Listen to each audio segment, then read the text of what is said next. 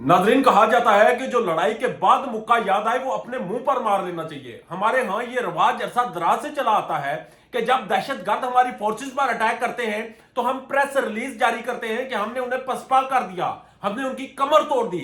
जब डाकू हमारे नौजवानों के ऊपर रॉकेट लॉन्चरों से हमला करते हैं तो हमें वो मुक्का याद आता है, हम उन्हें मुक्का दिखाते हैं और हम कहते हैं हम अपनी फोर्सेस को तमगाए शुजात देंगे। मैं सवाल ये करता हूं, मेरी गुजारिश ये है, बड़ी हम्बली गुजारिश है मोहसिन नकवी साहब से, जो इस वक्त करते डरते हैं इस मुल्क के एक सारे सिस्टम के। वो इस वक्त सिक्योरिटी अदारों की तरफ से भी वही पैगाम जारी करते हैं, वो हुकूमत की तरफ से भी, अपोजिशन की तरफ से भी। ये मुल्क मोहसिन नकवी का मुल्क है। मोहसिन नकवी कहते हैं मैं तमगाए शुजात दूंगा। तो गुजारिश इतनी है नकवी साहब, क्या आप तमगाए शुजात के लिए या आप 50 लाख रुपए के एवज अपना बेटा कुर्बान कर सकते हैं? क्या आप अपना बेटा उन दहशतगर्दों के सामने भेज सकते हैं? आपकी फोर्सेस, आपके नौजवान, एलीट क्लास के नौजवान उस वक्त मौजूद थे, वहां पर फंसे हुए थे और आपने उन्हें वहां से रेस्क्यू नहीं किया। उनकी गाड़ी कीचड़ में कितने घंटे फंसी रही और हसास तरीन इलाके में जो डाकुओं का राज है, जहां पर डाकुओं ने असला रखा हुआ है, जहां पर उनके पास जदीद तरीन भारी वेपन्स मौजूद हैं, आपने उन्हें वहां से रेस्क्यू नहीं किया, आपने उन्हें मरने के लिए छोड़ा। और जब उन्हें शहीद कर दिया गया, जब डाकुओं ने रॉकेट लॉन्चरों से उन पर हमला किया, तो आपको याद आई कि आप मुक्का दिखाएंगे। ये मुक्का मोहसिन नकवी साहब आपने मुंह पर मार ले, क्योंकि आपने इस रियासत की जो माए हैं उनके बेटों को जानबूझकर डाकुओं के मुंह में डाला है, जानबूझकर आपने उन्हें शहीद करवाया है। तो अब ये झूठी और ये मुनाफिकाना हमदर्दी ना दिखाएं।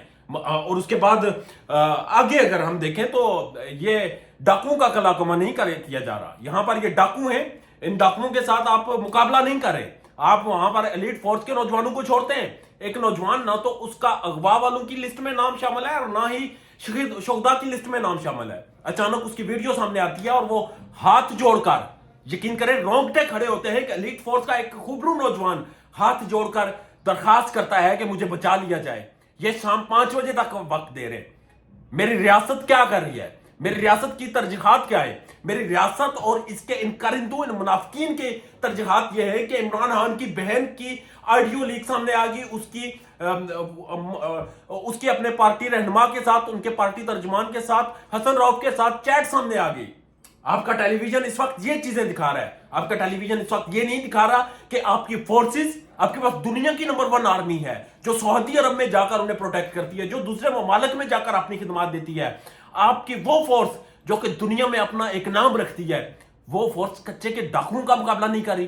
क्या वजह है? इसमें कमजोरी फोर्स की नहीं, इसमें कमजोरी एलीट फोर्स की नहीं, इसमें कमजोरी आर्मी की नहीं, इसमें कमजोरी फैसला करने वालों की है। उन लोगों की है जो कि एसी के ठंडे कमरों में बैठकर फैसला नहीं कर पाते। उन लोगों की कमजोरी है जो कि मुनाफिक है। उन लोगों की कमजोरी है जो जवाब नहीं दे रहे कि ये कच्चे के डाकुओं के पास असलहा कहां से आया, रॉकेट लॉन्चर कहां से आए, जदीद तरीन वेपन कहां से आए।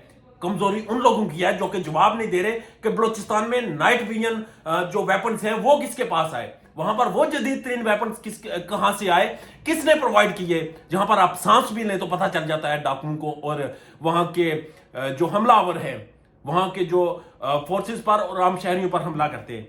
तो जवाब ये है कि ये जो कच्चे के डाकू हैं ये पक्के के डाकुओं के साथ मिले हुए हैं। ये पक्के के डाकुओं की मर्जी के बगैर कुछ भी नहीं हो सकता। ये इसलिए नहीं हो सकता क्योंकि जब आपके पास तमाम तर वसाइल मौजूद है, आप रियासत चला रहे हैं, आपके पास रियासत है, आपके पास हेलीकॉप्टर्स हैं, आपके पास गनशिप हेलीकॉप्टर्स हैं, आप दहशतगर्दों के खिलाफ ऑपरेशन करते हैं, आप अफगानिस्तान में जाकर ऑपरेशन में हिस्सा लेते हैं, आप दुनिया की जंगों में सर घुसाते हैं, आप वहां पर इसराइल और फलस्तीन की जंग में जाकर बताते हैं कि हम वहां पर शामिल होंगे, आप रशिया और यूक्रेन की जंग में जाकर हिस्सा लेते हैं, आपकी खबरें आती हैं कि आपकी फोर्सेज, आपके इक्विपमेंट्स वहां पर इस्तेमाल हो रहे हैं। आपके अपने मुल्क में आपकी फोर्स का नौजवान इस वक्त डाकुओं के कब्जे में है और आप क्या कर रहे हैं? आप यहां पर शुहदा को 50-50 लाख रुपए के चेक दे रहे हैं, आप उन्हें तमगाए शुजात दे रहे हैं और आप एहसान कर रहे हैं। एहसान नहीं कर रहे, आप ये डकोसला कर रहे हैं, आप ये ड्रामा कर रहे हैं। इस वक्त इस रियासत का, इस मुल्क का निजाम ये बन चुका है कि एक तरफ तो आपके एलीट फोर्स के नौजवान को उन्होंने उठाया, आपके फोर्सेज के नौजवानों को रॉकेट लॉन्चरों से मारा और आप इस वक्त पता क्या कर रहे हैं? आप इस वक्त अडियाला जेल में बैठे हुए इमरान खान के साथ कैदियों की लिस्टों की तब्दीली कर रहे हैं। अब कह रहे हैं तुम जलसा ना करो, हम तुम्हारे लोग छोड़ेंगे। कल उसने जलसे से इनकार कर दिया, जलसा मुलतवी किया, आज आपने उसके 4 लोग छोड़ दिए। یہ قیدیوں کی لسٹیں آپ کو پتا ہے کہاں پر؟